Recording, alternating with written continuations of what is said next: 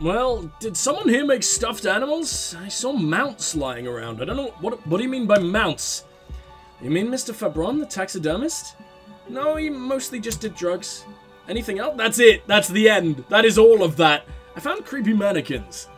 It used to be a fashion atelier here. I've forgotten the head designer's name. They were doing well for a couple of years until the insect rights activist came. Insect rights activist? What in the name of... The atelier produced a certain collection that used chitin among the material, or chitin among the materials. Apparently chitin is made in the Occident, where it's extracted from beetle wings. And you know how all kinds of political movements are big in the Occident. The activists shut down the biggest chitin suppliers, which of course caused the price to skyrocket. And naturally, all the most fashionable tastemakers refused to be seen in chitin from then on. The atelier went bankrupt before they could finish the collection. I'm glad someone took care of the little guys. I like insects. Really? She looks at the windowsill where a dead fly is lying on its back, curled up in a legs curled up in a bow tie. Anyway, poor guy. Suddenly you get a feeling that insects are important to the case somehow. It's hard to say why. What's with the rotor blades and skis? Oh, they were made by a company called Slipstream, after they pivoted from making rotor blades to skis. Their chief executive took off on a vacation with all their money. She rests her chin on her hand with an impish smile. Honestly, I think it's quite funny. I think he's still sending out holiday transmissions for Tallulah or Tiamatri or Kasht-Kor or wherever he is. What did he say? The usual, I imagine. That he's been thinking up all kinds of new business plans and can't wait to get started on them just as soon as he returns. Her smile widens before she sees the lieutenant's face behind you. Men like that are a curse. The man is stern. Sure, but Slipstream is history now. All their remaining assets got seized by the bailiffs in 47. I have no idea why those skis and blades are still lying around in the house. Not much use now, I guess. They were just props. Why return to them? I found with a strange machine. Come on, you stupid translation. Why is it fucked? Fortress accident. The radio game station? She closed her eyes as some remnant of a memory lights up on her face. She liked them. They were an interesting bunch. We talked about role-playing systems every now and then. Once I even saw the two of them get in fisticuffs over Viral. They certainly took their work very seriously, even if they seem to be chronically liberal with their schedules. What do you mean liberal? What happened? Oh, the usual. They ran out of money and couldn't get the project done on time. What went wrong? Well, I did hear them talking at times. She looks at the hallway, as if she can still hear them chit-chat behind the curtains on her cigarette break. They seem to believe they were historical individuals on some grand quest. She sounds almost mocking when she says that. From what I've seen so far, the project did look quite impressive. Yes, but when the money started to run out, they just began to complain a lot about capitalism. You know how the markets are rigged to keep out new business and so on. In the end, they just didn't get it done. They didn't have enough willpower to produce something truly historic and to show up to work on time. She's right. Showing up to work on time is important. Thanks, authority. That's too bad. I would have supported him. Project looked great. Not the wisest decision. You would have lost all your savings. She tosses a pair of dice on the table. One of them stops near the edge of the metallic desk. The dice is black and filled with little silvery flakes like snowfall. Anything else? There was a terrifying taxidermied bear in the cellar. Oh boy, the fabled Revachol City. Oh, you're in for a treat here. She smiles and leans closer, hands on her knees, like a stand-up comedian ready to tell a story.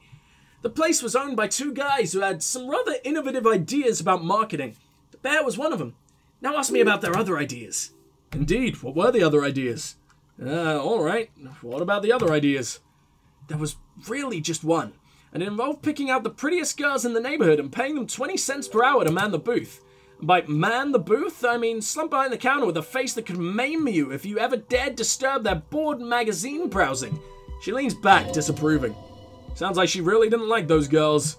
Oh, what did they expect? 20 cents per hour is dog's pay. Surprised they showed up to work at all. Oh, but they did. They did show. Why am I a communist for saying that 20 cents an hour isn't okay? Oh, but they did. They did show up to work, and not alone. There were also acne-ridden girlfriends and gorilla-like boyfriends loitering near the ice cream stand. And they already had the bear. She closes her eyes as if remembering something painful. What about the bear? The bear, she repeats, pressing thumbs into her temples as if trying to suppress a headache. It didn't work out. Of course not. The bear was terrifying. No one wanted ice cream guarded by a hostile apex predator. To make matters worse, the fridge didn't work too well either. Half the ice cream came out malformed and practically melted. Eventually, Revachol Ice City lost a price war to its rival, Glacé 5000. Glacé 5000 sold caramel sundaes for only 5 cents apiece, out of regular fridges. I'm sure the bear was doing its best, or the bear was scary. Every time I saw that bear, I felt scared, like it could become alive at any moment. I killed the bear. You did what? She rolls a swivel chair an inch closer to you, unsure whether she heard you right. I had to kill the bear to become the bear. I can see. She nods, pointing to your war paint. The stripes. I completely forgot about that. Yeah, those stripes are what keep me human. That bear was one mighty mammal. The taxidermist who made it said it was his vision beast. He said he met his vision beast while high on desiccants. He called it the Megatherion. Sounds cool. Why is everyone doing drugs in this place? Even the taxidermist? Yeah. Megatherion. Megatherion, nods the dice maker. A mega wild beast. What's a mega wild beast? It's an imaginary beast that guides you through life. By telling you to do more drugs, mostly. Horrific necktie tightens around your neck, strangely excited, but it doesn't feel particularly fun this time around.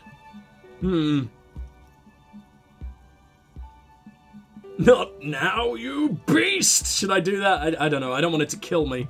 I don't do drugs. Very good. You shouldn't do them, nods the dice maker. You're a police officer after all. Anyway, now you know the story of the fallen ice cream empire. Seems almost sad finishing the story. Some dust beams swirl in the afternoon air. Her eyes follow it idly. Outside, it's light. Light scatters from the low-hanging cloud cover. It's always the threat of snow. Anything else? Another failed business, perhaps? I've been here a long time. Actually, I had other questions. Man, you can't hit 0 for 10. It sucks. I've heard this place is cursed. Do you know that people call it the doomed commercial area? I've heard the stories. She nods as if the wind howls in from the furnace shaft above.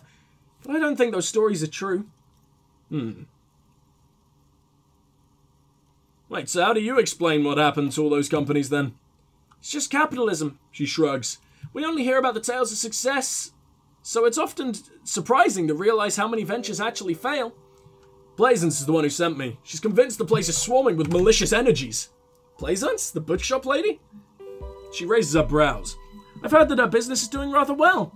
Have the energies spared her somehow? Actually, the bookstore isn't doing that well. Hardly any customers, and she has to exploit her own daughter to keep the company going. Alright, but it's not just the bookstore that's still up and running. What about the Whirling in Rags? Some people say that it's a part of the building complex. No, the Whirling isn't doing well either. The waitress just took off and customers have trouble paying the bills. And then there's me. She sighs, looking over at her messy work table. All kinds of tools lie there, scattered, from knives to carving flies to wire cutters. I've been here for 14 years, selling novelty dice to role-playing enthusiasts. Not exactly a million real business idea, but somehow I've survived despite the talk of malicious energies. Strange, isn't it? You don't pay rent. Maybe it's just because she's so talented that she's been able to woo the curse. It's because you're competent, dedicated to your craft. Curse doesn't affect people like you. Or I'll be the first to admit there are many inconsistencies in the so-called curse. I was about to ask. She leans forward in her chair to study your face. What do you think? Do you think the curse is real? Time has come to face the source. Fear not, for the forces of the universe are supporting you in this psychic quest. I'm I'm starting to think there is no curse, only business decisions and natural market fluctuations. Exactly! She pinches the root of her nose. Truth is always so disappointingly mundane and boring. But I'm glad we got this sorted out. Anything else I can help you with today? That's all she has to say on the subject. She's been thorough and truthful as far as we can see. Liaison's not gonna like what you have to tell her. Can I use my shiver here? What do you know about the man who was lynched? But actually, you know what? Fuck it. Save. I really want to find out why our business hasn't failed. Hey! A gust of cold air sweeps through the chimney. The stones and minerals on the shelves rattle as though agitated. For a moment, it almost feels as though you're outside the building, exposed to the atmosphere. What? This is still just a theory, but hear me out. I think I know why your business hasn't failed. Didn't we already talk about this?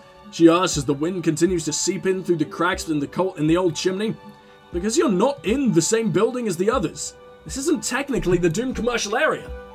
What are you talking about? She says, shaking her head. My address is exactly the same. Rudasinkers Lane 10. No. The old coal plant that used to be here was subsumed into the new venture. Its ruins swallowed up, yet it has a different address in the heart of the city. No, this used to be a coal plant. Touch the safety curtains. You're in a chimney of another building. This doesn't make any sense. She looks around in the makeshift nest that she has carved out for herself, bewildered. Are you saying my business was spared because of a technicality? Where is this coming from? It has a different address in the heart of the city. And what? Does it mean that I'm safe from failure? Don't let her become complacent. She still needs to ward her soul against the evil forces. Actually, it's only your workshop that's protected. You should still do something to defend your person. She starts laughing, her fingers trying to rub away the exhaustion from her face. What? Do you know what this is? She raises her hand to reveal a piece of metal shining on her index finger. Looks like a regular piece of jewelry to me. It's a mourning ring, she replies. I made this when my first company failed. It was a small jewelry shop right here in the East Delta Commerce Center, built with the little I inherited from my parents. I drove it into the ground within a year. I didn't have what you would call a viable business plan. Why are you telling me this? It wasn't just the jewelry shop either. I always thought that it was just the world. You were supposed to try again and again until you finally succeed. And now you're telling me? What? She closes her eyes. That it was all because I didn't run my little shops and ventures from a dump inside an abandoned chimney? Don't call it a dump. You've made it nice and cozy here. Yeah. She stares out of the window, not really hearing your words. Well, maybe it's the entire world that's cursed. It's such a precarious place. Nothing ever works out the way you want it. That's why people like role-playing games. You can be whoever you want to be. You can try again. Still, something inherently violent even about those dice rolls. It's like every time you cast a die, something disappears, some alternative ending or an entirely different world. She picks up a pair of dice from the table and examines them under the light. But anyway, thanks for sharing your theories, officer. She gives you a tired smile. What do you know about the man who was lynched behind the whirling and rags? Nothing really. I didn't know him. The lieutenant looks at his notebook, then the woman under the large window. Your window looks directly onto the courtyard. You're saying you didn't see or hear anything unusual last Sunday evening. I'm sorry, Detective, but as you know, I usually have my headphones on when I'm working. It shuts out most of the daily ruckus behind the window. What do you mean by daily ruckus? Well, there's always something going on in the Whirling's backyard. She stops and tries to come up with an example.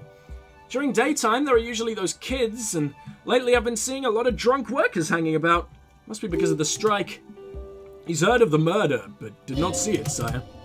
She's not sorry to disappoint you. Informing on someone in a murder investigation would intrude upon her focused existence. She looks up at the window. Pale light comes in. But I never saw anyone during that fateful Sunday night, I'm afraid. Do you often work Sunday nights? It's an odd profession, making dice for people, but I like it. And I prefer doing this to sitting at home. And you never took your eyes off the work to look out the window? I might have, she admits, but in this case, all I could have seen would have been my own reflection staring back from the darkness. It's light here, but dark in the yard at night. It's really hard to make anything out in the yard when it's dark outside. Besides, I rarely get up to look out the window when I'm in the zone. I see. Well, thank you for your answers. She nods. Anything else, officer? Leave. Save. Buy a dice. Of course. She nods. This is what she's here for. Tell me what you have in mind.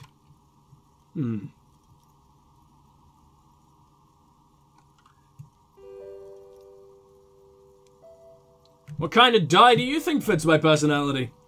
I think I have just the right one for you. She opens the top drawer of her work desk and takes something out. 2 polyhedrons, red and blue, are cradled in her palm. Police colors. Because I'm an officer, right? Not the most original, I know. She smiles, almost apologizing. But sometimes it's the obvious choice. The obvious choice is obvious because it's the best. Here, catch. She tosses you the dice. They're a gift from me. A beautiful woman tossing you a gift. Whatever you do, don't overthink it. Let them fall on the ground. 2 tiny pieces of carved stone drop to the floor and scatter in opposite directions, like pearls from a broken string. The one disappears down the pit in the center of the room, or down the drain. Like your career, jokes the dice maker, her eyes tracking the remaining polyhedron. Then she catches your eye. I apologize, officer. That comment was unnecessary. Pick up the red die. That one is made of bloodstone with a lapis lazuli inlay, or lazuli inlay.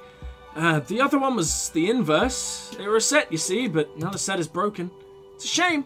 They might have brought you luck, and you'll definitely need luck in Martinez. I'm gonna go back and catch him. Hey! First fucking try!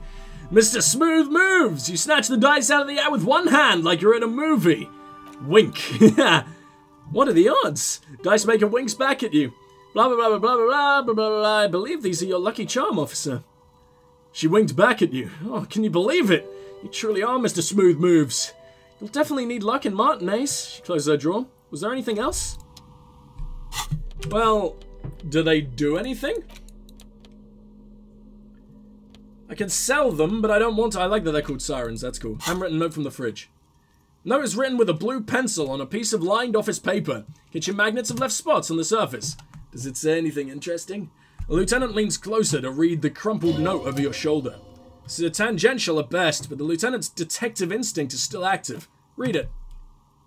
Someone has scribbled, S. Can't believe the off-site copy is still here. The illiterate ginger kid keeps stealing stuff from the studio, so I had to hide it somewhere safe. You'll find the filament memory... Yeah, okay, we know. With the off-site copy and the frozen ice cream maker.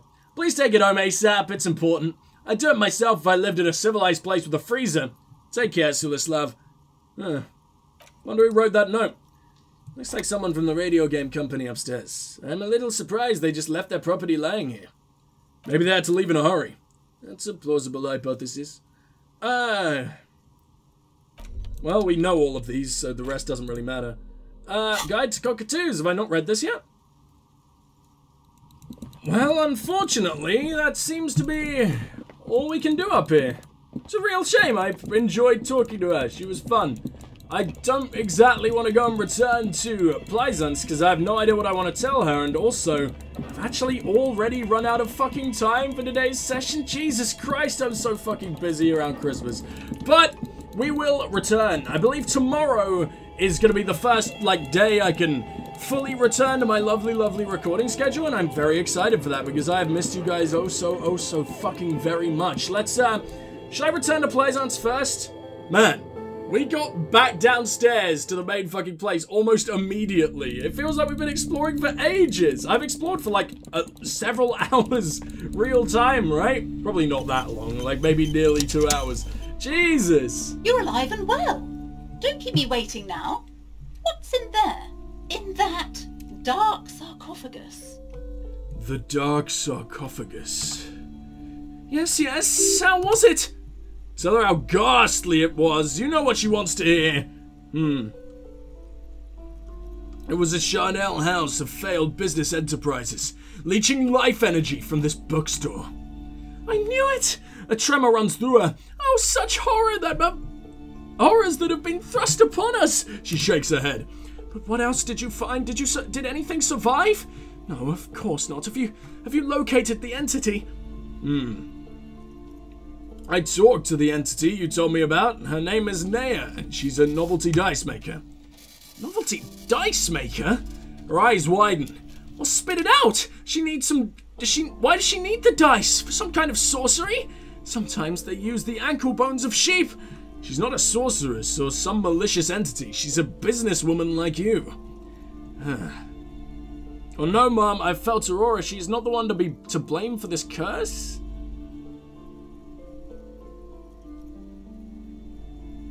She's gonna continue believing in the curse no matter what, right? So no. She looks perplexed. I don't understand. If it's not her, then where is the source of the doom? How did she explain the curse? The narrative she's built herself. It does need tearing down.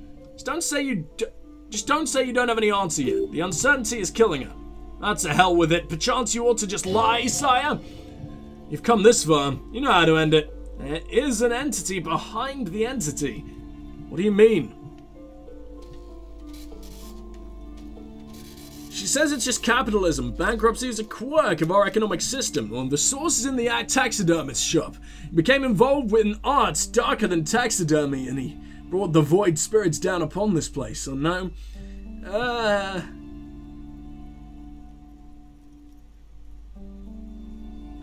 perhaps in my travels... Okay, there is another entity, more malignant, pulling the strings in Martinez. Perhaps in my travels I will cross paths with it. A third order presence. Yes. She lets go of the pendant. A great dark relief washes over her. I've heard of these triactors. In certain occult literature that's too dark to dwell on for too long. Definitely not in public. She gestures for you to be silent. Oh my god, 70 XP? I understand everything, sir. Thank you for descending into the maelstrom. I will keep up fort here, strengthen the wards, do my best, and if you happen upon the third entity in your travels... She forms an X-shaped cross on her chest. May the Lord be with you. Well, this has been absolutely educational. If we happen upon the third presence in our travels, we will certainly come back and tell you.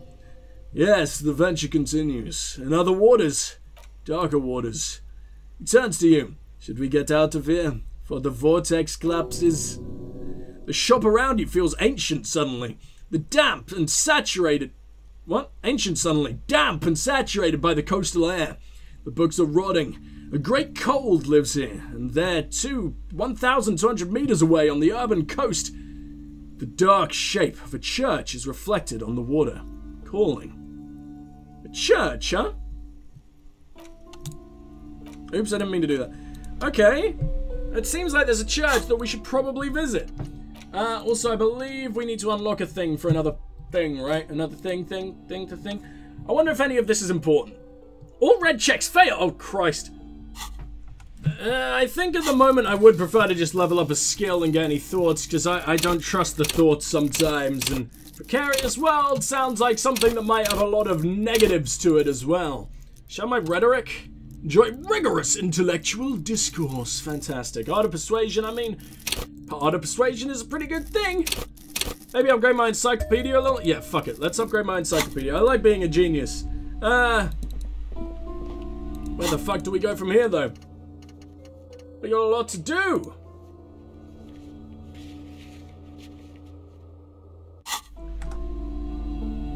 I have something to ask Joyce, don't I? But I don't remember why.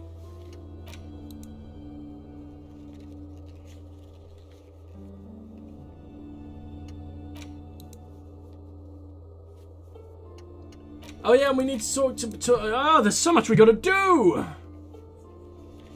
Can't talk about him now, but you need specifics, height, build, etc. to confirm your autopsy. Ask a little later when she's collected herself, or... Oh, close the waterlock.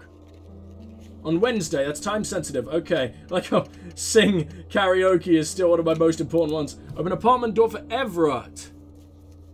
Oh yeah, I need to go back to him. Man, there's so much I gotta do.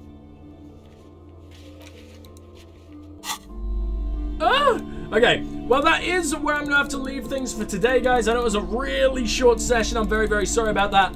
But we will be back very, very soon. I don't know why I always apologize for shit like that. I mean, it's still gonna be like the schedule isn't gonna change for you guys. But I'm sorry to myself for stopping myself from playing this wonderful game again. I want to play more. There's so much I'm gonna do, and I'm really worried I'll forget things. But thank you guys so very much for watching, and I will see you real soon. But for now, this what the fuck? That's not my outro at all.